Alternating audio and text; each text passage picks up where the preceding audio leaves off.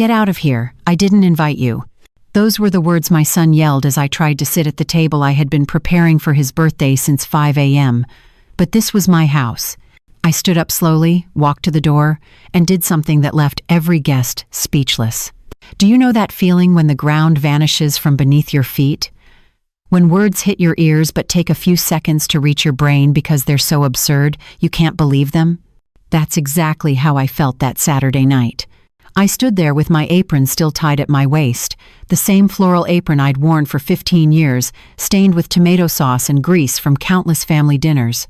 My hands trembled as I held a white porcelain plate, a wedding gift I had cherished for 42 years. The smell of pot roast still hung in the air. Gold balloons floated near the ceiling, and 30 people stared at me with a mixture of pity and embarrassment. And my son, my only son Michael, the boy I once held in my arms, the one I stayed up all night with when he had a fever, the one I watched grow into an engineer, stood there with his face red with anger, pointing at me as if I were a stranger in my own home. "Don't you get it, Mom? This seat is taken." His voice cut through the heavy silence. Beside him, his wife, Clara, smiled faintly. That thin, practiced smile, I knew too well, the smile of someone who knows she's winning a battle you didn't even know you were fighting. I looked at the dining room table, the solid oak table I'd bought on an installment plan when Michael was 10. The tablecloth was mine. The dishes were mine. My mother's sterling silver, which she had passed down to me, gleamed in the light of the chandelier, also mine. And yet there was no place for me. A tightness gripped my chest, not just from humiliation, but from a deeper kind of loss. Every early morning I'd spent at my sewing machine, every dollar I had saved, every dream I had set aside to help him build his life, it all suddenly meant nothing. Worse than nothing, it had become a burden. But strangely, in that moment, when everyone expected me to cry and quietly walk away, something inside me woke up. I heard a voice, the voice of the 30-year-old woman I used to be, strong and fearless. It said, "Lift your head. Show them who really owns this place." I took a deep breath, set the plate down on a side table, untied the apron, folded it neatly as I always did, and calmly walked to the front door. I felt the weight of my 67 years on my shoulders, but also something new, clarity. I paused, turned back, and looked at every face in that room. Michael's friends, his colleagues, Clara's relatives, and I spoke 6 simple words that froze the room. "Everyone, please enjoy yourselves." Then I walked out. What no one there knew, not my son, not the woman he called his wife, was that I wasn't running away. I was preparing for battle. And if you think you've heard a revenge story before, believe me, you haven't heard this one, because what happened after I closed that door made sure none of them ever forgot. I slowly climbed the stairs, my hand brushing against the wooden banister I had varnished 3 times over the years. Each familiar creak of the steps carried me further away from the laughter and the wine I had bought, the food I had cooked, that remained downstairs. I heard Clara's voice trying to lift the mood again. "All right, everyone, raise your glasses. Michael, honey, come here." Her voice was sweet, childlike, the same tone she used when she wanted to feign innocence. I entered my bedroom, the one room in this house that was still truly mine, and locked the door. My knees buckled, and I sat on the edge of the bed, the same bed where I had slept beside my husband, Robert, for 30 years, and alone for the last 12. The tears came quietly, burning tears that soaked the collar of the blue blouse I had chosen that morning, thinking I should look nice for my son's birthday. How foolish I had been. I looked in the mirror. A woman with silver hair tied in a low bun stared back, her hands worn from years of work, with deep lines etched around her eyes. A woman who had become invisible in her own home. My gaze fell on my grandmother's old wooden chest of drawers, on the bottom drawer I rarely opened. Wiping my face, I walked over and pulled it open. Inside lay a faded blue file folder. I took it out, feeling the weight of the papers within. Sitting on the floor, leaning against the bed, I opened it. The deed to the house, wire transfer receipts, old, yellowed bills. It was all there. Every dollar I had put into this house, $450,000. All of it from Robert's accident settlement and over 20 years of savings from my work as a seamstress. And on the last page of the deed was Michael's name, listed as a 50% co-owner.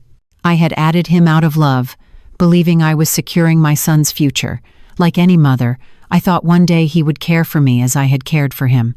I ran my fingers over my signature from years ago, back when I still believed in happy endings. Downstairs, the laughter and music swelled again. Someone dropped a glass. People cheered. Clara's laugh rang out. Sitting alone in my room, surrounded by papers and memories, I realized everything had changed. Not with rage, but with a cold clarity. I had endured the last 3 years, swallowing my pride, staying silent, letting this woman take over my home, letting my son drift away until he saw me as a burden. But all endurance has a limit. I heard footsteps in the hall. Someone stopped at my door. "Mom?" Michael's voice was quiet, uncertain. "Are you okay? Can you open the door?" I slid the folder back into the drawer, straightened my blouse, wiped my face dry, and opened the door. He stood there in the blue shirt I had ironed for him last week. His eyes avoided mine. "You want to come down for the cake? It's time to blow out the candles." His tone was strained, as if he were doing me a favor. I looked him straight in the eyes, the same eyes that once shone with adoration when he was a little boy. "No, thank you. I've already eaten," I lied. My stomach had been empty all day. "Mom, don't be mad." Clara already said she was sorry. "Did she?" I asked, raising an eyebrow. He said nothing. "She was just stressed. She wanted everything to be perfect. And I ruined that perfection. Is that it?" He was silent. I put my hand on the doorknob. "Go back to your party, Michael. I'm fine." I gently closed the door, maintaining my composure. I listened to his footsteps, slow at first, then quicker, as if in relief. I sat down again, staring at the drawer where the folder was hidden. And for the first time in years, I didn't feel sadness or resignation. I felt strength, the kind of strength that comes from knowing the truth, from being ready to fight. Downstairs, the party noises continued, but in my mind, a plan was already beginning to form. In the hours and days that followed, as I began to assemble the documents I had so carefully kept, the memories rose like a storm. The invasion hadn't happened overnight. It had crept in slowly, gradually, like water carving stone, until one day you realize it's too late. It started 3 years ago, right after the wedding. Clara arrived with 2 suitcases and a sweet smile. "Mom, I promise I'll take good care of Michael." I believed her. I hugged her, kissed her cheek, and said, "This house is your house too." I should have bitten my tongue right then. At first, she was perfectly polite, tidying rooms, helping me cook, complimenting everything I did. "Mrs. Miller, your pot roast is the best I've ever tasted." I felt a sense of pride, thinking I had gained a wonderful daughter-in-law. Then came the suggestions. "Mom, don't you think these lace curtains look a little old-fashioned? We should change them to roller shades." You know, cleaner, cleaner. That was her favorite word. Everything had to be clean. I gave in and spent $2,000 to replace the white curtains, turning my cozy living room into something that looked like a clinic. But she was happy, and I wanted her to be happy. Then came the pictures. I had 3. A landscape I bought at a local art fair, a framed photo of Robert, and an embroidery my mother had made. One day, I came home to find the walls bare. "Clara, have you seen the pictures that were hanging here?" She looked up from her phone and said casually, "Oh, I put them away. They look too cluttered. I bought some modern, abstract ones instead." Now, 3 black frames with random splashes of color that meant nothing hung on the walls. And my pictures? I stored them in the shed out back. Don't worry. I ran out there and found them carelessly stacked on old boxes. The frame on Robert's photo was shattered. I clutched it to my chest and cried amidst the dust and cobwebs, but I said nothing. I didn't want to cause trouble. Clara replaced my grandmother's old Persian rug with cheap gray carpets that shed fibers everywhere. "It's Scandinavian style, Mom. Very trendy." She even threw out my hand-painted porcelain tea set, a wedding gift from my godmother, saying it just took up space and no one used it. But the thing that broke me most was the brown wall clock. Robert had bought it at an antique store for our 15th anniversary. On the back, he had engraved, "For Barbara, the woman who makes every second worthwhile." That clock had witnessed every milestone of my life.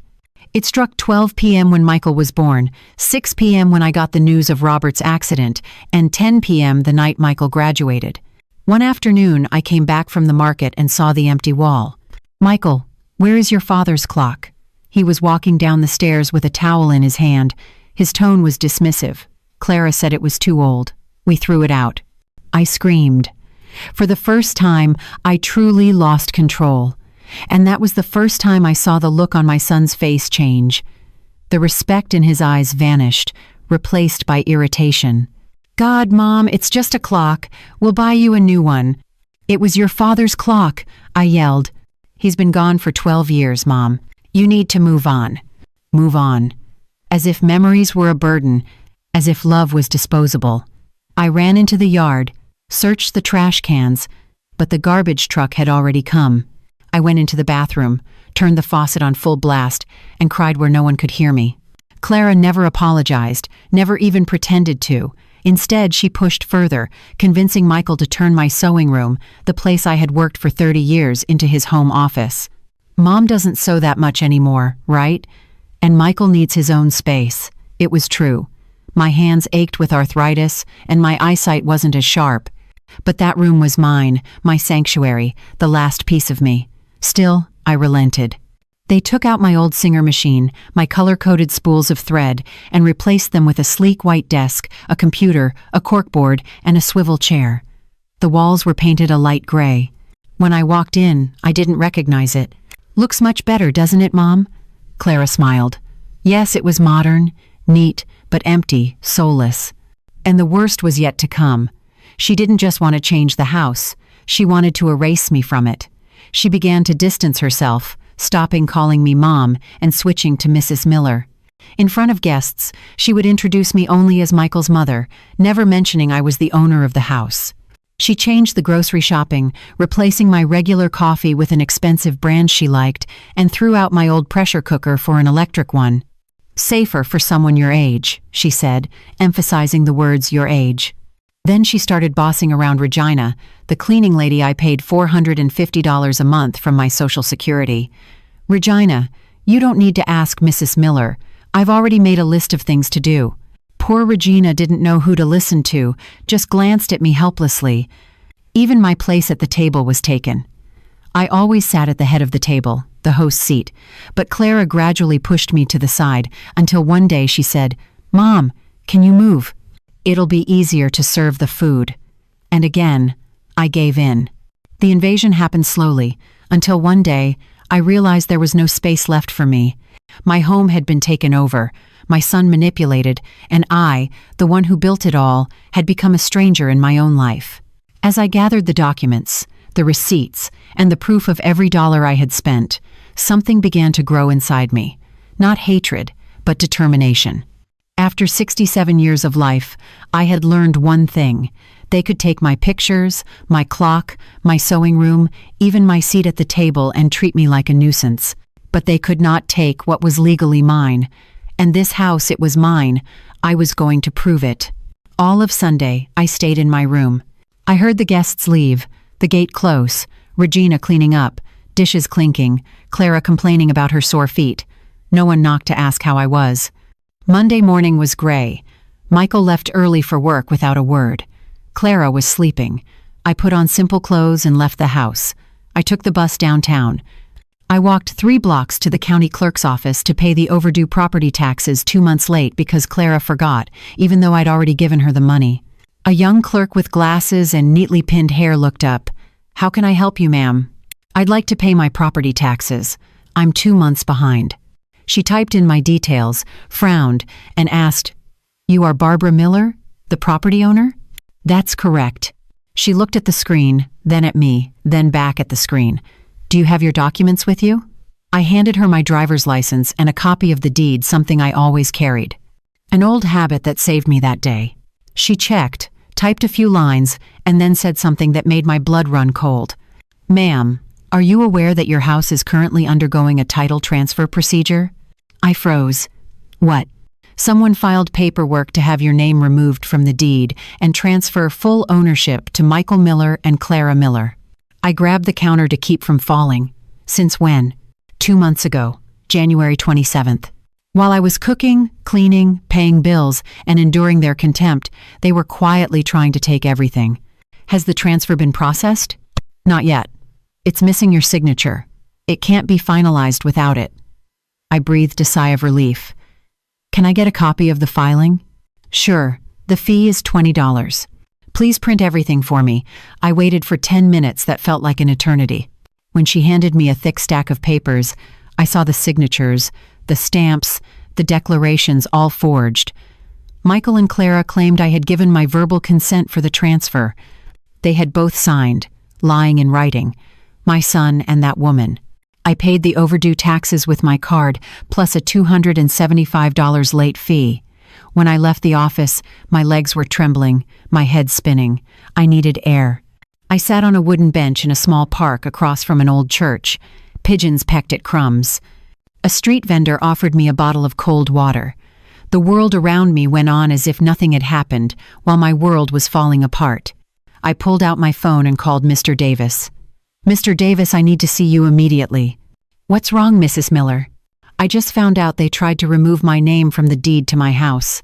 There was a silence for a few seconds. I'll be there in 30 minutes. Wait for me at the office. I arrived first, climbing all 3 flights of stairs because I couldn't sit still in the elevator. By the time he arrived, I was in the waiting room, clutching the file so tightly the pages were wrinkled. He read every page, his expression growing more serious with each line. When he finished, he took off his glasses, rubbed his forehead and said, "Mrs. Miller, this is property fraud. They forged your consent signature. If this had gone through, you would be homeless by now. But for now, they've failed. But they will try again." He opened a drawer and pulled out a small digital recorder. "Do you have a smartphone?" "Yes. From now on, I want you to record every suspicious conversation, any mention of money, the house, or documents. We're going to need evidence." I returned home around 3 p.m. Clara was on the couch watching TV, eating popcorn, and painting her nails a bright red. She didn't even look at me. "Hey, Mom, did you have lunch?" "I did," I lied. My stomach was twisted with anger and disgust. I went upstairs, lay down, and waited. That evening, I heard Michael come home, his bag hitting the couch, the refrigerator door opening. Their voices floated up from the living room. I lay still, holding my phone. Around 9 p.m., I heard them talking in the adjacent room. I pressed my ear to the wall, but it was too thick. I quietly opened my door. The hallway was dark. Clara always complained about the heat and kept their door open for a breeze. I crept closer, my heart pounding, terrified they would hear me. I opened the recording app, pressed the red button, and slipped the phone into the door crack. First, I heard Clara's irritated voice. "Michael, I can't take this anymore. Your mother is a burden." "Don't say that. She's always hovering, meddling, just being here. We need a clean title without her name on it." "I know, but the papers are stuck because we need her signature." "Then get her to sign it. Tell her it's for taxes or estate planning. I don't care. Just come up with something." My hands were shaking, but I kept recording. "And why do we need the house so badly?" Michael's voice sounded tired. Clara snapped. "Because we're in $95,000 of credit card debt, Michael. Plus the SUV payment is over $1,200 a month, and we're still behind. The bank is about to repossess it. If we get the title, we can use it as collateral, take out a $475,000 loan, pay everything off, and finally breathe. But it's my mother's house." "It was. It's ours now. She can't hold our future back." A silence. I stopped breathing. Hot tears streamed down my face. "What if she finds out?" Clara let out a cold laugh. "Finds out what? That old woman never leaves the house. She doesn't know the law, and she doesn't have a lawyer. She'll sign whatever you put in front of her. Lying was always your specialty, remember?" "I feel guilty, Clara." "Guilt? You want guilt? Or do you want a life? You want to keep drowning in debt, living in a rental? You choose. Your mother or our future." Another silence, then Michael's voice, quiet and defeated. "Fine. I'll talk to her tomorrow." My world shattered again, not from shock, but from the confirmation of my worst fears. I quietly retreated to my room, locked the door, sat on my bed, and listened to the recording 3 times to make sure I hadn't imagined it. $95,000 in credit card debt, over $1,200 a month for a car payment, and a planned $475,000 loan against my house. And my son, the boy I raised alone, fed, educated, gave a home to, had made his choice. I sent the recording to Mr. Davis with a short message. I have the proof. Please act immediately. I can't wait any longer. He replied within 2 minutes. Understood. Let's meet tomorrow at 8 a.m. It's time to strike. I lay there, staring at the ceiling. Downstairs, Michael and Clara were laughing, watching TV, acting as if they hadn't just conspired to destroy me. But now, the war had entered a new phase, and I had the weapon. The next morning, I woke with a strange clarity. The anger was gone. Anger burns, it blinds. What I felt now was a cold precision, a calm. I put on gray slacks, a white blouse, a black blazer, sensible shoes, and a touch of lipstick. When I looked in the mirror, I no longer saw the humiliated woman from that dinner party. I saw someone ready to reclaim everything. I went downstairs at 7 a.m. Michael had already left, avoiding the conversation Clara had made him promise to have. She was still asleep. I left a note on the fridge. Went out to run some errands. We'll be back this afternoon. Then I took the bus downtown, arriving 5 minutes early at Mr. Davis's law office. He was already there, with hot coffee and a thick file in front of him. Mrs. Miller, he shook my hand firmly. I listened to the recording 5 times. We have them now. He opened the file. But you need to understand, this step is irreversible. Once we start, it will hurt them, and it will hurt you too. I've heard enough, Mr. Davis. It's time to act. He smiled a small, sad but proud smile. Then let's begin. We talked for 2 hours. Mr. Davis laid out the plan with the precision of an architect. He had even discovered things I didn't know. First, he said, the house was purchased entirely with your money, $450,000. Michael's name was added as a gift. This gives you the right to revoke it. Really? Absolutely. The law allows for the revocation of a gift in 3 cases: gross ingratitude, the destitution of the donor, or the failure to fulfill obligations tied to the gift. Your case qualifies as gross ingratitude. He pointed at the recorder. Conspiracy to commit fraud, public humiliation, emotional neglect. It's more than enough. A lump formed in my throat. Emotional neglect. Yes, my son had abandoned me, even while living under my roof. Second, he continued, I checked their debts, $95,000 in credit cards, plus the SUV is financed for 84 months at just over $1,200 a month. They are 3 payments behind. The bank will repossess the car within 60 days. They have no money, Mrs. Miller. Even the groceries, utilities, internet, and the cleaner. It's all paid for by you. I thought of all the times Clara came home with luxury shopping bags, all the times I asked for financial contribution and heard, things are tight this month. I was supporting them both on my $1,500 Social Security while they flaunted false wealth travel photos, restaurant dinners, and designer clothes. It was all smoke and credit. There's more, mister, Davis said, pulling out another document, a copy of bank records. They were planning to mortgage the house for $475,000 at an extremely high interest rate that would have increased the total cost by well over 50% a year. In 2 years, the debt would have doubled. When they defaulted, the bank would have taken the property. You would have ended up on the street, and they would have disappeared. A chill ran down my spine. What do I need to do? 3 steps. He held up 3 fingers. First, we file for the revocation of the gift, removing Michael's name and restoring your full ownership. Second, we file a civil lawsuit for emotional damages caused by the fraud, humiliation, and neglect. Third, we demand financial restitution. The college tuition of $100,000, $10,000 for the wedding dress, $30,000 for the wedding reception, the $35,000 down payment on the car, plus home renovations and furnishings totaling $125,000. All of this can be claimed back for their ingratitude. A total of $300,000, almost everything I have saved in my life. How long will this take? About 3 months for the gift revocation case. The damages lawsuit could take up to 8 months. But the key is to start now, and there's one thing we can do immediately. file for an injunction. What kind of injunction? To freeze the property. They won't be able to sell, rent, or mortgage the house. In the meantime, you can request their removal. The court allows for a 30-day notice. If they don't move out, they can be legally evicted. The thought of kicking my son out of the house I built was painful, but losing everything would hurt even more. How much will this cost? About $25,000 in court and attorney fees, which you can pay in installments.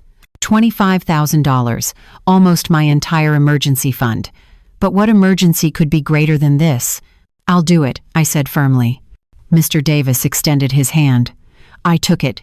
You are a brave woman, Mrs. Miller. No, sir. I'm just a woman who is finally too tired to be stepped on. I left his office with a briefcase full of signed papers, a detailed plan, and a new feeling in my chest. Not relief, but strength. The strength of reclaiming my life. When I returned home at noon, Clara was in the living room, giggling at her phone. The moment she saw me, she straightened up, feigning seriousness. Hi, Mom. Were you at the doctor's? No, I was out running some errands. I wasn't lying, but I wasn't revealing anything either. Oh, by the way, she said, Michael mentioned he wanted to talk to you tonight about some papers for the house. My stomach clenched. What papers? Oh, just some tax stuff. Routine paperwork. She smiled, a smile full of deceit. Fine. Tonight then. I went upstairs, locked my door, and sent a text to Mr. Davis. They plan to trick me into signing papers tonight. What do I do? He replied instantly. Sign nothing. Tell them you need to read everything carefully first. Take it to your lawyer and record everything. All afternoon I rehearsed what to say, how to react, where to hide my phone. I knew that after tonight, everything would change. When evening came, I heard Michael return, his voice greeting Clara, a soft kiss, whispers I couldn't make out. My heart ached. Then came the knock. Mom, can we talk? I took a deep breath, started the recording, slipped my phone into my pocket, and opened the door. Michael stood there, serious, his tie loosened, his eyes avoided mine. Clara stood behind him, arms crossed, that triumphant smirk on her face. All right, I said, come in. We sat in my room, Michael perched on the edge of the bed, Clara leaned against the doorframe, and I stood by the dresser. Mom, we need to take care of some paperwork for the house. What kind of paperwork? He pulled an envelope from his jacket and took out several pages. It's just to simplify things later on. If the house is in my name, then when when you're gone someday, it'll be easier to handle everything. The words shattered something inside me.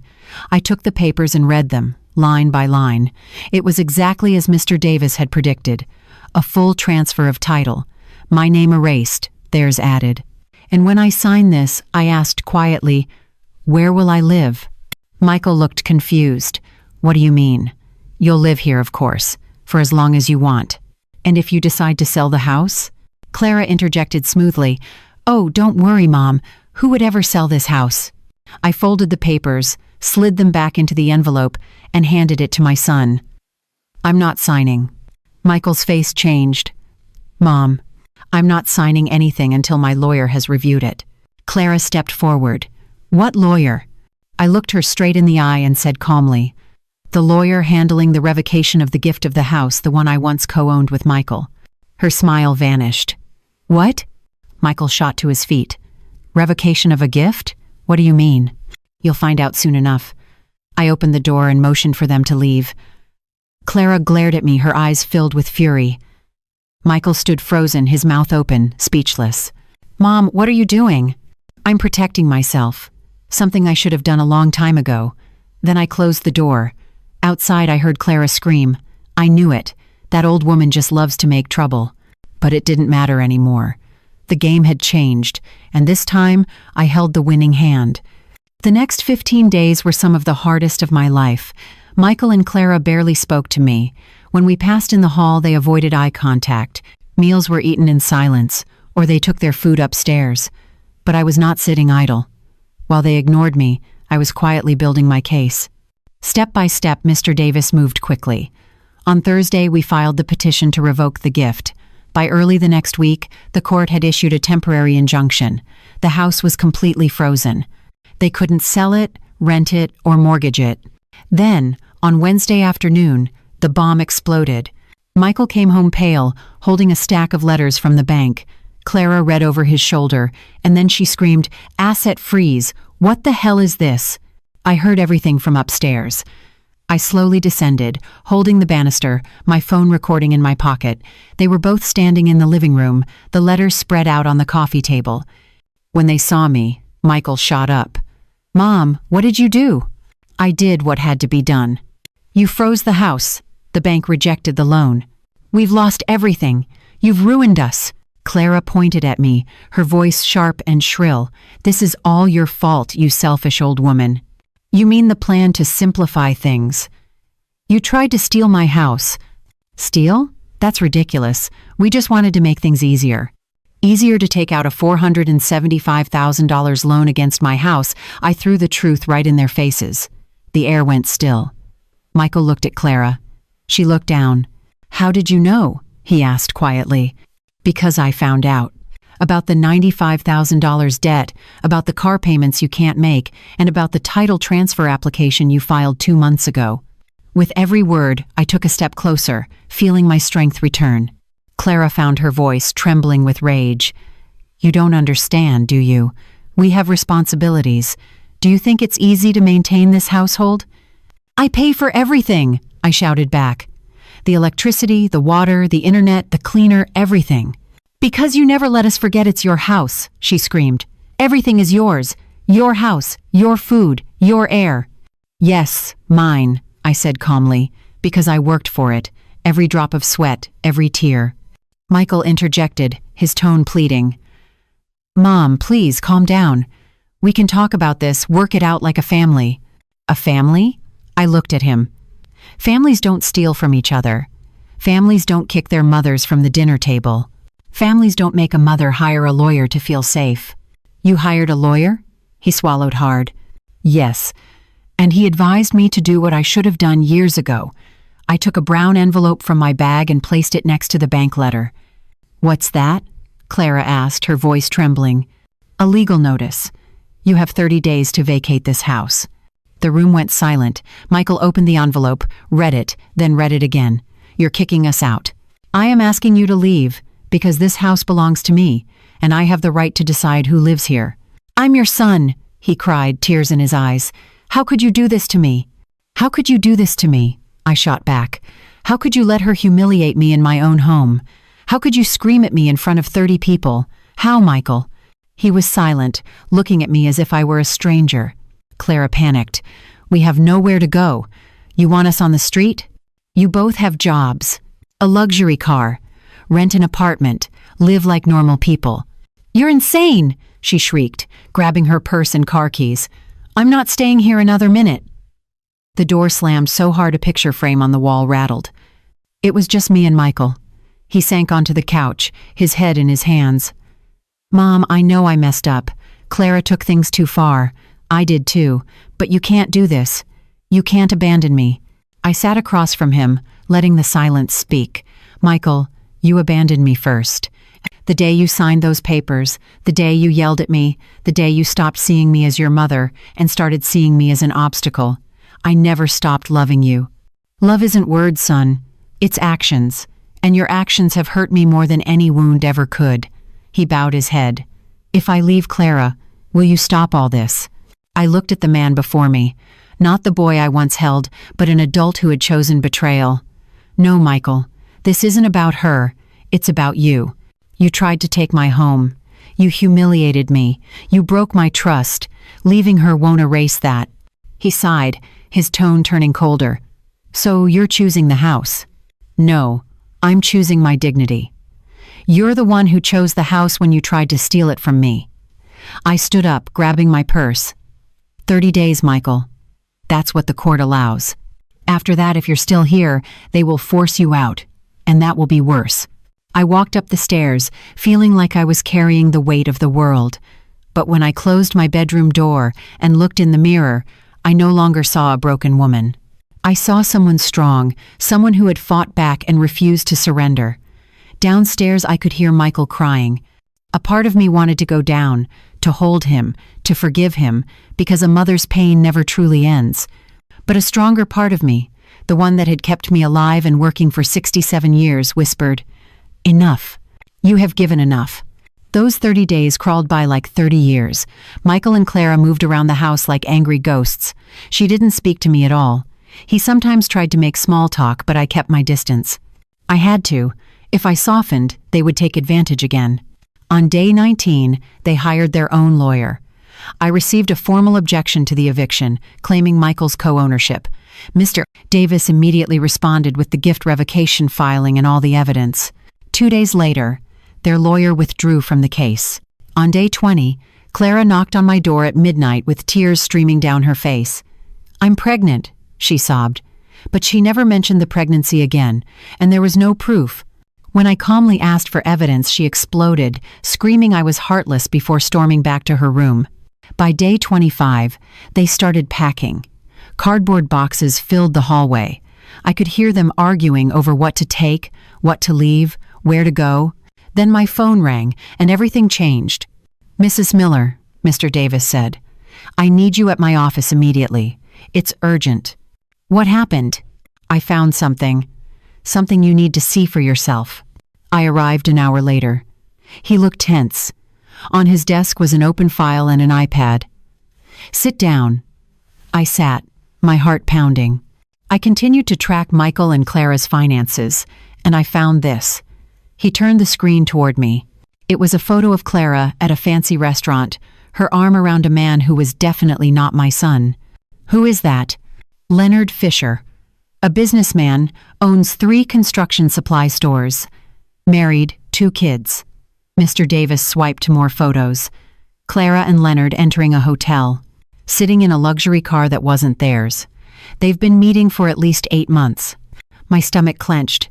Does my son know? I don't think so. She's been careful. But there's more. He handed me another document. You remember the title transfer attempt? The idea came from Leonard. He's done this before. He's helped other women mortgage their homes for loans 3 times. He could be using her for money, or they could both be using Michael. But one thing is certain. This didn't start with your son. I stared at the photos. Clara smiling, radiant, wrapped around another man while Michael worked himself to the bone to pay off her debts. Michael has to know. Are you sure? It will destroy him. I thought of the humiliation, his yelling, the betrayal. He deserves the truth, no matter how much it hurts. Mr. Davis printed everything, the photos, credit card statements, hotel and restaurant bills from times Michael was at work, even text messages obtained under a court order. We compiled it all into one file. "When will you tell him?" he asked. I looked at the calendar. 5 days until their deadline. He'll know before he leaves. I got home around noon. Their cars were still in the garage. It was a Saturday. They were both home. I went upstairs, locked my door, and waited. Late that afternoon, I heard movement in the kitchen. I went down. Michael was making a sandwich. When he saw me, he froze. "Hi, Mom." "Hello, son. Where's Clara?" "In the bedroom, looking at something on her phone." His voice was tired, defeated. "I need to talk to you, alone." He hesitated. "About what?" "About the truth." We sat in the living room. I sat on the couch. He sat in the armchair opposite me. The file lay on the coffee table between us. "Before you leave this house, I need to show you this. Not to hurt you, but because you deserve to know." "Know what?" I opened the file and spread out the photos.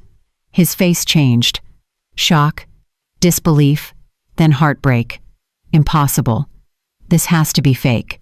Photoshop or something. They have dates, times, and locations.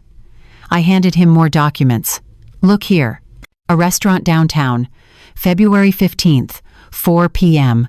She told you she was at the dentist, remember?" His hands were shaking. "The Plaza Hotel, March 8th, 2 p.m. She told you she was having lunch with me." "Stop, Mom. I get it." "Get what? That she was betraying you?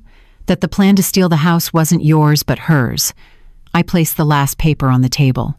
"Leonard Fisher has been sued 3 times for fraud, convincing married women to mortgage their properties, taking the money, and disappearing." Michael went pale, sweat beading on his forehead. His hands gripped his knees. "How long?" "At least 8 months." He closed his eyes. A tear rolled down his cheek. I'm such an idiot. You were deceived, and because of her you almost lost me. He looked at me, really looked at me, not with contempt, but with the eyes of a son seeing his mother again. I ruined everything, didn't I? Yes, but at least now you know the truth. Footsteps sounded on the stairs. Clara appeared, still in her pajamas, yawning. When she saw the papers on the table, her face went ghostly white. What's this?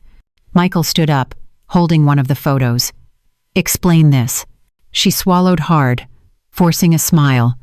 Honey, I can explain. Then explain. He yelled so loudly I flinched. He's just a friend. We were talking business. Business? You're unemployed. What business could you have with a married man? He threw the rest of the photos at her. For 8 months you've been lying and I had no idea. Clara stumbled back, trying to gather the papers. It's not what you think. Then explain the hotels, the restaurants, the fact that he was paying your debts while I was drowning in mine. He didn't pay anything. Your mother made all this up. Michael laughed bitterly. Made it up? There are photos, receipts, credit card statements. Did she forge those too? She just wants to destroy us. I stood up, walked closer, and said quietly, No, Clara, you destroyed yourself. I just exposed the truth. She glared at me. You're just a bitter old woman who can't stand to see her son happy. Happy? Michael shouted. Happy drowning in debt, happy being cheated on, happy almost losing my mother because of you. It's not my fault your mother is greedy and can't let go of this house. This house belongs to her. It always has. And you know it. Clara's breathing quickened, her eyes blazing. You know what? I'm done. I'm done pretending to love you, pretending this marriage was worth anything. I married you for the house, for the stability. I thought getting rid of your mother would be easy, but she's too stubborn. Michael recoiled as if she'd slapped him. Get out. His voice was quiet and cold. Or what? Get out before I do something I regret. She grabbed her purse and keys. Fine. I'm leaving, and I'm never coming back. You two can rot here together in this miserable little life. I deserve better. The door slammed so hard the frames on the wall rattled. Outside, a car engine roared to life, the gate opened, and then there was silence. Michael collapsed onto the couch, his head in his hands, sobbing. I stood there watching, my heart aching for him. But I knew this was the only way. The truth, however brutal, was the only thing that could set him free. The next morning, sunlight streamed through my bedroom window. It was a September morning, and I woke up without that heavy feeling in my chest. The house was silent, but it was a peaceful silence, not a suffocating one. I went down to the kitchen and made coffee in the old blue enamel pot my mother had given me 40 years ago, the one Clara had once wanted to throw out because it was too old-fashioned. Now, it sat proudly on the stove again. I looked around. Everything felt familiar, yet alive. The white lace curtains were hanging in their place again. The antique brass clock had been replaced, its ticking echoing softly in the room. The pictures were back in their spots. Robert's portrait, the autumn landscape, and the embroidered rosary my mother made. I had added a new photo, the three of us at a park, Michael, just 5 years old, laughing in his father's arms.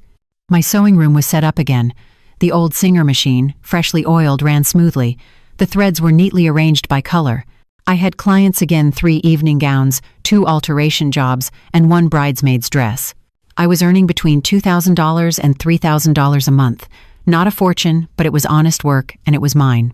I poured coffee into a hand-painted porcelain cup, the same kind Clara had once broken, which I later found at an antique shop and bought back for double the price. Every dollar was worth it. I sat on the porch, looking at my small garden. Red, white, and yellow roses were in bloom. I had added mint, rosemary, and basil. Their scent filled the air whenever the wind blew. Then I heard the gate open and familiar footsteps on the side path. Michael appeared, carrying 2 bags of groceries. "Good morning, Mom." I smiled. "Good morning, son." He set the bags on the porch table. "I got everything on the list, and your favorite coffee. The expensive kind, because you deserve it." I smiled again, a small but genuine smile. "Thank you." He sat down next to me. For a moment we were silent, just looking at the garden and listening to the birds. This is how we began to heal. Piece by piece, slowly, consistently. Michael kept showing up, helping around the house, bringing groceries, sitting with me for coffee, rebuilding my trust with actions instead of excuses. Now, sitting next to me in simple clothes, holding his coffee, looking thinner and calmer, I saw a new man. But in his brown eyes, I also saw a glimpse of the boy he once was. "How's work?" I asked. "I just got a promotion. I'll be supervising a construction project in the western suburbs. I got an $800 a month raise." "That's wonderful, son." He hesitated. "Mom, can I ask you something?" "Of course. Have you forgiven me?" I looked at him. It was a question worth considering. Forgiveness doesn't mean forgetting, Michael. I haven't forgotten the yelling, the humiliation, or the fact that you once tried to take my house. But I understand that you were manipulated. You made a mistake, and I see you trying to fix it. So is there hope? "Yes," I said, "always, but trust has to be rebuilt, and you're doing that." He nodded, his eyes glistening. I stood up. "Come on, I want to show you something." We went to my sewing room. On the table lay a deep blue fabric. I was sewing a suit for a client's daughter's wedding. Michael ran his hand over it. "It's beautiful, Mom." I had to learn everything all over again. My eyes aren't what they used to be, so I bought new glasses. My hands ache, but I do stretches every day. "I'm happy." He smiled. "You know, Mom, I'm proud of you. That surprised me.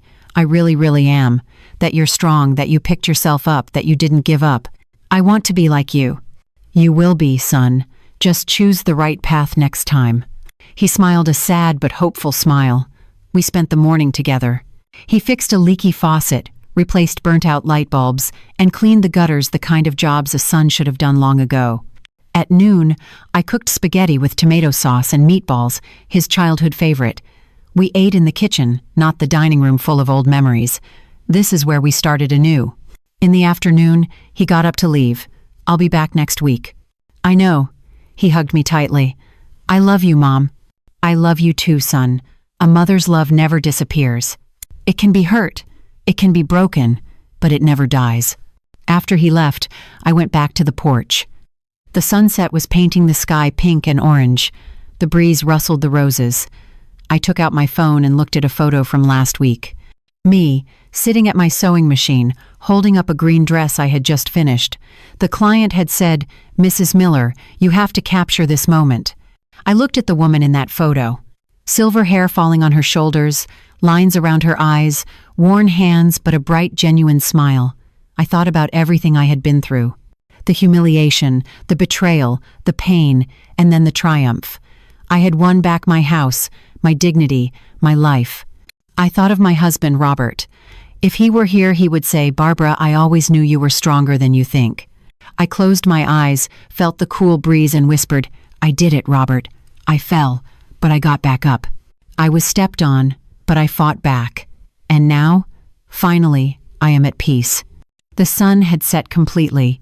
I turned on the porch light and opened my notebook. I started writing down my memories, the story of my life. Maybe someday it would help someone else going through the same pain. I wrote the last line. I stood up, walked out the door, and did the one thing that surprised everyone. I chose myself, and it was the best decision of my life. I closed the notebook, smiled, and quietly thanked life for strength, for courage, for survival, and for freedom. If someone has ever hurt you under your own roof, remember this: you don't have to keep sacrificing yourself to be loved. You deserve respect, whether you are a mother, a daughter, or a partner. I chose myself, and in doing so, I found peace again. And you? Have you ever had to make a difficult decision to protect yourself?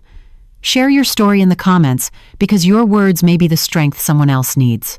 If you want to continue this journey with me, to hear more stories about family, love, and perseverance, stay with me so we don't get lost along the way. Because in the end, the most precious thing in life is to learn to love without losing yourself.